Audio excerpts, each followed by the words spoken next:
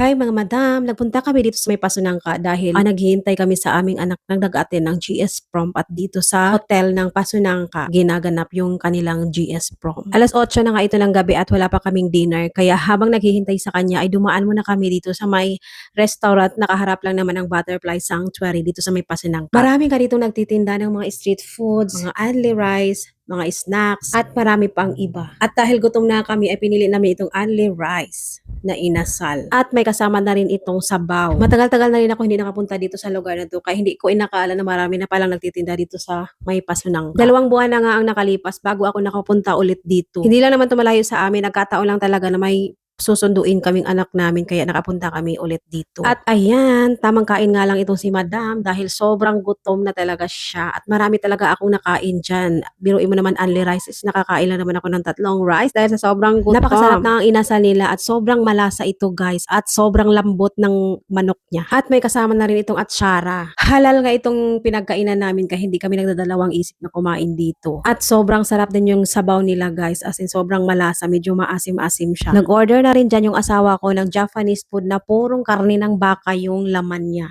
Wala lang, gusto lang talaga nilang matikman kung gaano kasarap ito. After nga namin kumain ay nang naglakad-lakad muna kami para ma-digest naman yung kinakain namin dahil naparami kami ng rice guys. Napakasarap naman kasi ng inasal kaya naparami kami at sobrang busog. At dito naghahanap kami ng halo-halo dahil gusto ko naman yung matamis. At wala talaga kami nahanap dito na halo-halo dahil puro mga drinks at mga milk tea or mga coffee, ganon ang binibenta dito. Kaya ayun, iba na lang yung binili namin. So ayan, bumili na lang kami ng corn dahil favorite talaga ito ng anak kong kambal.